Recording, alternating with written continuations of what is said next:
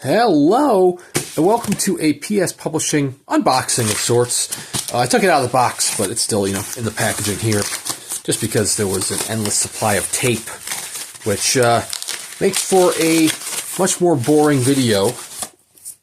But anyways, this is 11/22/63 by one up-and-coming author named Stephen King, as published by PS Publishing. At least that's what should be in here. Boom! There it is. So this is the long sold-out edition, the latest in PS Publishing's line of Stephen King novels, because they have been just cooking up a storm of King novels. I mean, they started doing the original. Ooh, it looks like we got some damage on the slipcase here. They started with the Doubleday novels, doing Carrie and oh yeah, look at that slipcase. That's a bummer. That's like a crack. It's not really like a cut or anything. They started with the Doubleday novels, such as Carrie. They skipped The Shining. They've been doing some other ones now. I think they're doing Firestarter next, I believe. They did Cujo, Needful Things. And finally, 11/22/63 right here, the slipcase edition. This is the numbered edition, which was limited to 1,000 copies.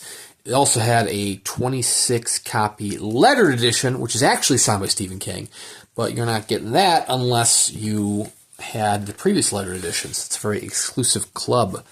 Oh, we got a little ding to the jacket, too. It's kind of a bummer.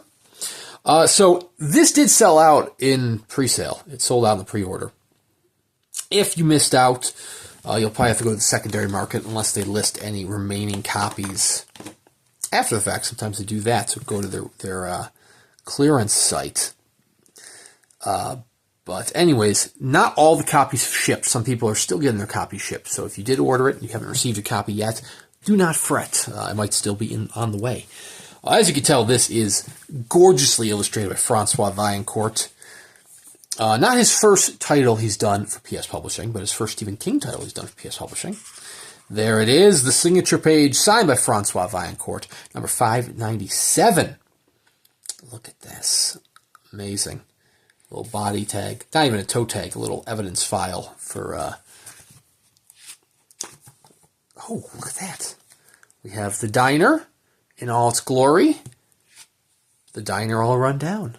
If you're not familiar with 11/22/63, it is, well, first of all, it's the date that John F. Kennedy was killed and assassinated by Lee Harvey Oswald.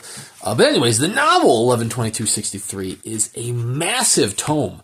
One of the largest Stephen King novels out there. Not the largest, but one of the largest.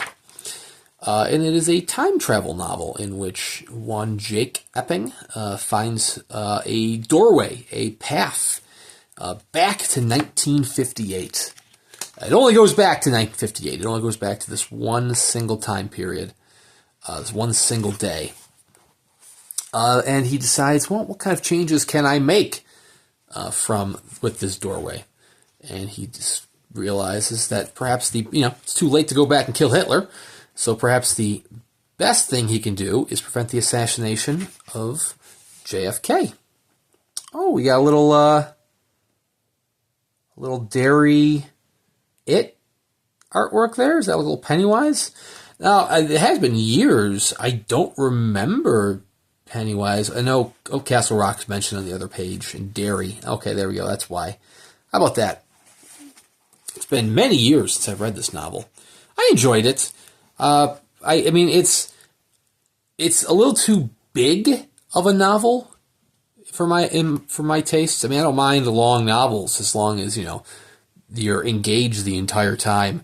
And I felt that, well, let's just put it this way. He goes back to 1958, and he has to live through 5 years in order to get to 1963 to prevent that assassination. And he does do multiple attempts due to circumstances that arise. And, I mean, that's fine, except King goes into the minutia of him living out his life over those 5 years, which it's not bad. It's kind of fascinating reading. It's a little time travel in the narrative of somebody kind of fish out of watering himself right into the 1950s, late 50s culture, getting a job as a teacher, trying to make the best of his life while he's there during those 5 years. But honestly, it does bog down the narrative, in my opinion. I mean, it just it goes on a little too long in order to get to, the first third's superb, the final act is superb, but man, there are just hundreds upon hundreds of pages in the middle that I felt were too detailed and too much minutia for its own good. Man, Vaillancourt did a ton of artwork for this, which, given the length of the novel, and this is like almost 1,000 pages, or at least I think my version was. This appears to be 776 pages, but he's sparing no expense with his artwork, which is good, because sometimes when a publisher is hell-bent on saying, oh, you're going to have, like 5 pieces of artwork per novel, it's great for the shorter novels, then you get to the massive novels, and you just find it completely sparse, and you're like, well, what was the point of this edition? But Vaillancourt absolutely kicked ass here with this artwork. I will say, one of my biggest complaints with this edition, I haven't obviously read this particular edition, and not necessarily the novel itself, but this particular edition, is that it's all one volume. Like, why? Salem's Lot got split up, and Salem's Lot is like half the size of this novel. The Tommyknockers got split up, also shorter than this novel. And was there another one? The Stand got split up as well. Now, to be fair, The Stand is the uncut version, so that is, I believe, actually longer than this novel, so that one makes sense to be split up and condensed. But, there are parts. You could very easily split this up into multiple volumes, and you would totally be fine. I don't really know why they didn't cut this one up. The novel does split itself up accordingly. There are ways of breaking this novel up. Maybe it was to save costs. I don't know. Keep the costs down. Maybe it would have been too costly to have multi-volumes like they did for Salem's Lot, Tommyknockers. Was there Salem's Lot, The Stand, Tommyknockers? Now, was there another one that was split up? If there was, it's not coming to me. Needful Things, I think, was one volume. That was one volume, yeah. Yeah, to me, it's kind of goofy to have this be one volume. It's not bad by any means. You could definitely already see that the spine is struggling something awful. I don't know if I want to show you some of these last pages. Oh, yeah, that one's fine. I was going to say I don't want to get into spoiler territory. Thankfully, Francois was kind enough to keep this spoiler-free. Or as spoiler-free as one can make it. But anyways, that, my friends, is 11/22/63. Look at the, you could see it's kind of, spine is struggling there. It's just a shame, because it's just such a huge page block, such a huge novel. It really could have benefited from being multiple volumes. So if you did order a copy through PS Publishing and you haven't received it yet, fret not. It is hopefully shipping soon. Hopefully you don't have the little slipcase woes that I'm getting there. That's a bummer. I'll reach out, see if they have any spare slipcases. You never know. The novel itself doesn't look too bad. There's a ding to the corner of the dust jacket, but the book itself didn't appear dinged. Unless it's just... Oh, no, yeah, I guess there's a little ding there. You can kind of see with the light on it, which is a shame. But anyways, that is 11/22/63 by Stephen King, as published by PS Publishing.